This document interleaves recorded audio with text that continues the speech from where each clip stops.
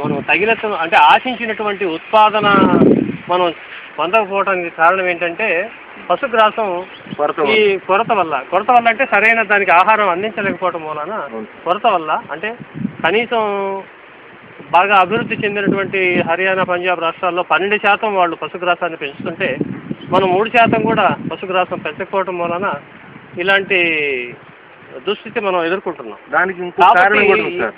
చెప్పండి. అదేంటంటే ఇప్పుడు మన రాష్ట్రంలో ఇది వరకు కూలీలు దొరికి ఎక్కువ శాతం మనుషులు కోసేవాళ్ళు వరి.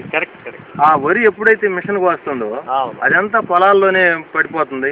దాన్ని తీసుకువచ్చి వాములు వేసుకోవడం కష్టంగా ఉంది కాబట్టి లేబర్ కొరత వల్ల ఆ పశుపోషణ అనేది మెయిన్ తగ్గిపోవడానికి కారణం వరిగడ్డి పనికి రాకుండా పోవటమేనండి. మిషన్ కోతలు వచ్చేసిన తర్వాత ప్రతి గ్రామంలో ఒక 50-60 ఎకరాల పచ్చిగా గడ్డిని కనుక సాగు చేసినట్టయితే ఈ వరిగడ్డి కొరతని మనం అధిగమించడానికి అవకాశం ఉంటుంది. ఎండుగడ్డి కన్నా పచ్చిగడ్డి ఇవ్వటం వల్ల ఈల్డింగ్ బాగా వచ్చి రైతులకు లాభసాటిగా కూడా ఉంటుందని నా అభిప్రాయం.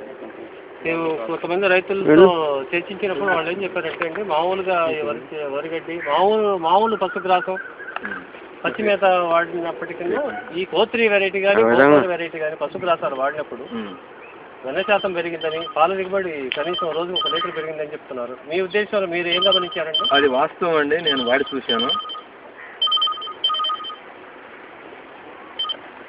అది మాకు పాల దిగుబడి బాగా వచ్చింది. ఎండు మేత వేసినప్పుడు దానా కూడా ఎక్కువ పెట్టాల్సి వచ్చింది. దానా ఖర్చులు కూడా మనం అయినప్పటికి కూడా మాకు అంత పాల దిగుబడి రాదు. పాలలో ఎక్కువ మిగలదండి మాకు. పచ్చి మేత మేపినప్పుడే దానా తగ్గించి మేపుకున్నప్పుడే పాడి పరిశ్రమ కూడా మిగులుద్ది. దానాను కూడా రైతు సొంతంగా తయారు చేసుకున్నప్పుడే లాభసాటిగా ఉంటుంది.